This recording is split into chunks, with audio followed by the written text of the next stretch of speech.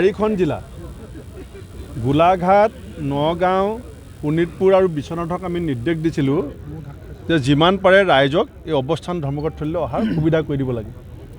কালি তেখেতসকলে বিভিন্ন গাড়ীৰ কথা পাতিলে, আজি ৰাতিপুৱা কৈছে যে আমি গাড়ী দিব নোৱাৰোঁ, গাড়ীবিলাক বিজেপিক দিবলগীয়া হৈছে।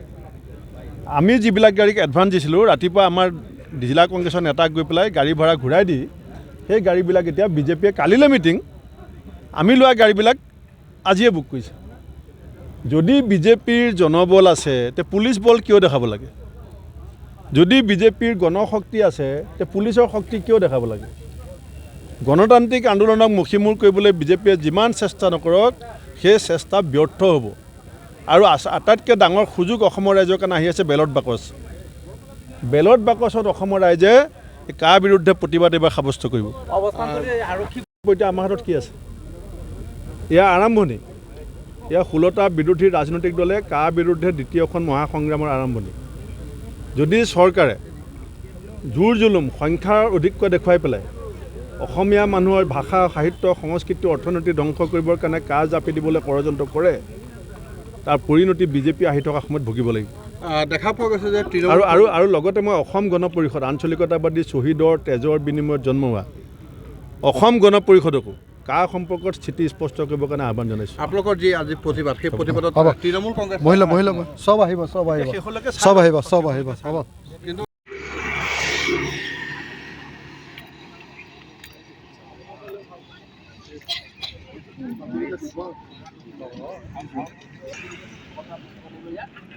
এতিয়া আমাৰ হাতত কি আছে? এয়া আৰম্ভণি। এয়া 16টা বিৰোধী ৰাজনৈতিক দলে কাৰ বিৰুদ্ধে দ্বিতীয়খন মহাসংগ্ৰামৰ আৰম্ভণি। যদি চৰকাৰে জোৰ জুলুম সংখ্যাৰ অধিককৈ দেখুৱাই পেলাই অসমীয়া মানুহৰ ভাষা, সাহিত্য, সংস্কৃতি, অৰ্থনীতি ধ্বংস কৰিবৰ কাৰণে কাৰ জাপি দিবলৈ ষড়যন্ত্ৰ কৰে, তাৰ পৰিণতি বিজেপি আহি থকা সময়ত ভুগিব লাগিব। দেখা পোৱা গৈছে যে আৰু লগতে মই অসম গণ পৰিষদ, আঞ্চলিকতাবাদী শ্বহীদৰ তেজৰ বিনিময়ত জন্ম হোৱা অসম গণ পৰিষদকো কাৰ সম্পৰ্কত স্থিতি স্পষ্ট কৰিবৰ কাৰণে আহ্বান জনাইছোঁ। আপোনালোকৰ যি আজি প্ৰতিবাদ, সেই প্ৰতিবাদত তৃণমূল কংগ্ৰেছ মহিলা চব আহিব হ'ব। কিন্তু তাৰমানে কলিয়াবৰটো হ'ল আহোম যুগৰ, আহোম স্বৰ্গদেউসকলৰ দিনৰ অসমীয়া জাতিৰ আটাইতকৈ ডাঙৰ কোট আছিলে। সেনা বাহিনীৰ মূল চাউনীটো আমাৰ কলিয়াবৰত আছিল, আপোনালোকে নিশ্চয় জানে।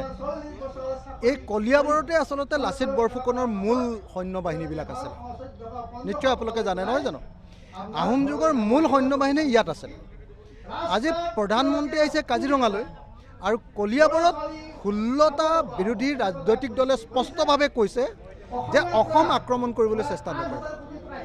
যদি অসম আক্ৰমণ কৰিবলৈ চেষ্টা কৰা, কা জাপি দি যদি অসমীয়া জাতিক ধ্বংস কৰিব খোজা, তেতিয়াহ'লে আকৌ সেই আমাৰ পুৰণি যুদ্ধখন আকৌ আৰম্ভ কৰে।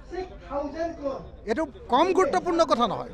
কলিয়াবৰ এটা প্ৰতীক, যি কলিয়াবৰত আহোম যুগৰ আটাইতকৈ ডাঙৰ সেনা বাহিনীৰ কোট আছিলে, সেই কলিয়াবৰতে আজি 16টা বিৰোধী ৰাজনৈতিক দলে বহি লৈ স্পষ্টভাৱে বিজেপি চৰকাৰক জনাই দিছে যে অসমলৈ নতুন বিদেশী আনিবৰ কাৰণে যদি চেষ্টা কৰা হয় আৰু ধৰ্মৰ ভিত্তিত যদি অসমীয়া জাতিক ভাগ ভাগ কৰিবলৈ চেষ্টা কৰা হয় আৰু অসমীয়া জাতি যদি ধ্বংস কৰিবলৈ চেষ্টা কৰা হয়, তেতিয়াহ'লে সমগ্ৰ অসমীয়া জাতিয়ে আকৌ এখন যুদ্ধ আৰম্ভ কৰি দিব।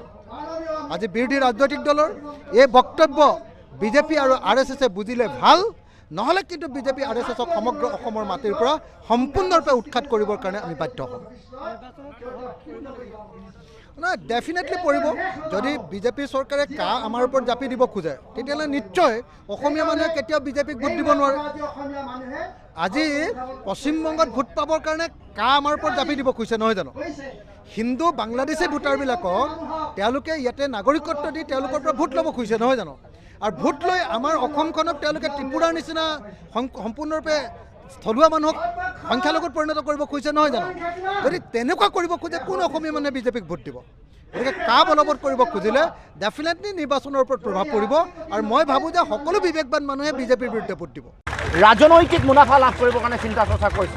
গতিকে আমি আহ্বান কৰিছোঁ যে আমি অসমৰ ৰাইজে কোনো কাৰণতে কেতিয়াও মানিব নোৱাৰোঁ। আৰু প্ৰধানমন্ত্ৰী নৰেন্দ্ৰ মোদী ডাঙৰীয়া অসমলৈ আগমনৰ লগে লগে আমি ক'ব খুজিছোঁ যে অসমত এই আইনখন প্ৰয়োগ কৰাৰ পৰা তেওঁলোকে বিৰোধত থাকিব লাগে, বাৰণ কৰিব লাগে আৰু তাৰ লগে লগে এই আইনখন সমগ্ৰ দেশতো ইয়াৰ নাইকিয়া কৰিবৰ কাৰণে ৰাজসাত কৰিবৰ কাৰণে ব্যৱস্থা গ্ৰহণ কৰিব লাগে। কাৰণ এইখন অসাংবিধানিক, এইখন আইনে মানুহৰ মাজত সাম্প্ৰদায়িক পৰিৱেশ সৃষ্টি কৰিব আৰু এইখন আইনৰ যোগেদি দেশৰ সংবিধানৰ যিটো মূল ধাৰা সেইটো সম্পূৰ্ণৰূপে নাৎসাত হ'ব, সংবিধানৰ সেই মূল আধাৰটোৰ ওপৰতো আক্ৰমণ হ'ব। গতিকে দেশৰ এই পৰিৱেশ পৰিস্থিতিৰ প্ৰতি লক্ষ্য ৰাখি প্ৰধানমন্ত্ৰীয়ে আজি অসমলৈ আগমনৰ লগে লগে পুনৰ আমি বিৰোধী ঐক্য মঞ্চই সোঁৱৰাই দিব খুজিছোঁ, এই আইনখনে অসমক এটা ভয়াৱহ ভৱিষ্যতৰ মাজলৈ ঠেলি দিব।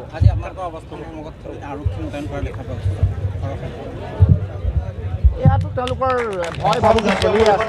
আমাৰ গোটেই গণ আন্দোলন মষিমূৰ কৰিবৰ কাৰণে বিভিন্ন ধৰণে আক্ৰমণ চলিছে, বিভিন্ন ভয় ভাবুকি চলিছে। গতিকে আক্ৰমণ ভয় ভাবুকি যিকোনো ধৰণৰ গণতান্ত্ৰিক আন্দোলন নিশেষ কৰিব পৰা যিকোনো ধৰণৰ ষড়যন্ত্ৰ মষিমূৰ কৰি আমি গণতন্ত্ৰৰ সুৰক্ষিত ভৱিষ্যত বিচৰা সকলো ৰাজনৈতিক দল সংগঠনে আমি সংগ্ৰাম কৰিব লাগিব, আগুৱাই যাব।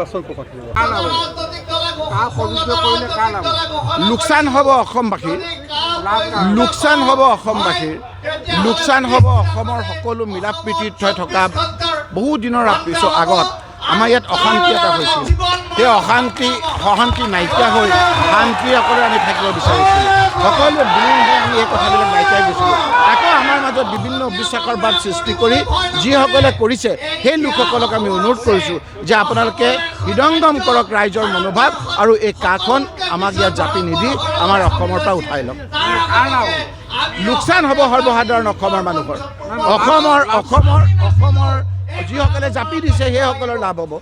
যিসকলে ইয়াত অন্যায়ভাৱে ৰাইজৰ ইচ্ছাৰ বিৰুদ্ধে জাপি দিব বিচাৰিছে সেই লোকসকলৰ আপুনি কোৱাৰ দৰে লাভ হ'ব।